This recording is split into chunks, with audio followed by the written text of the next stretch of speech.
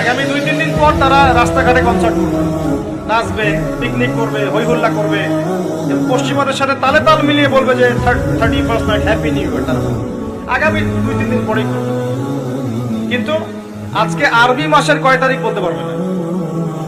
আরবি বর্ষপুঞ্জি আছে না, ক্যালেন্ডার, আরবি নববর্ষ কবে, প্রথম মাসটার নাম কি সেটা বলতে পারবে না। রমজান মাস তার আগে কোন মাস, পরে কোন মাস বলতে পারবে না। কিন্তু 31st নাইট তারা চিনে। তারা লাইলাতুল কদর চিনে না, তারা লাইলাতুল কদর চিনে না, 31st নাইট চিনে। আপনি কোন প্রজন্ম তৈরি করছেন?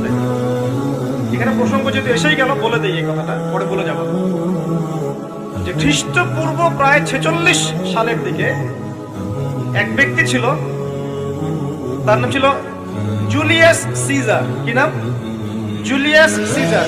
এগুলো আমি আসলে অনেকদিন আগে পড়েছি, আমার মাথায় এত লাইভলি নাই, আর এগুলোর চর্চা করা আমি বন্ধ করে দিয়েছি। আমাদের ফিলোসফি কিছু বই ছিল, এগুলোতে হিস্ট্রিগুলো খাটা ছিল সব, আর হিস্ট্রির একজন গভীর ছাত্র। তো এই জুলিয়াস সিজার নামে এক ব্যক্তি ছিল, যে আসলে সিজার নামক এক দেবতার উপাসনা করত। কথা বুঝতে পারছেন? ওদের অনেক দেবতা ছিল, এরকম একটা দেবতার নাম ছিল সিজার।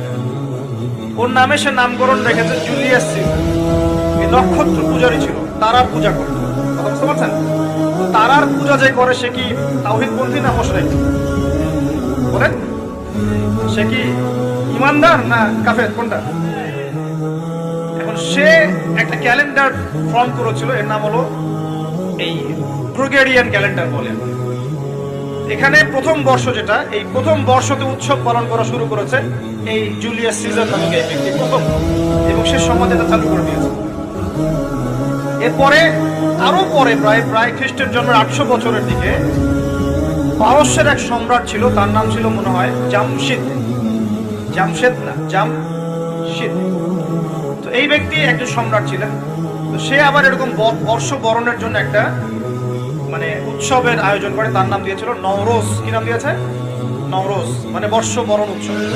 এভাবে এই পারস্য উপমহাদেশে পুরো জায়গাটাই এই নববর্ষ পালনের সংস্কৃতি চলে আসে।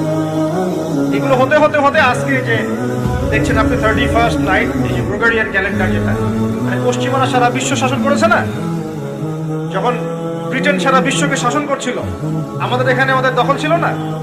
পলাশির যুদ্ধের হিস্ট্রি জানেন না? কত বছর এখানে শাসন করেছে? প্রায় 200 বছর এরা এখানে শাসন করে নাই। নবাব সিরাজউদ্দৌলার পতনের পর থেকে প্রায় 200 বছর এই ভারতীয় উপমহাদেশ তারা শাসন করেছে না। এখানে এই গ্রেগরিয়ান ক্যালেন্ডার ছড়িয়ে দেওয়া হয়েছে।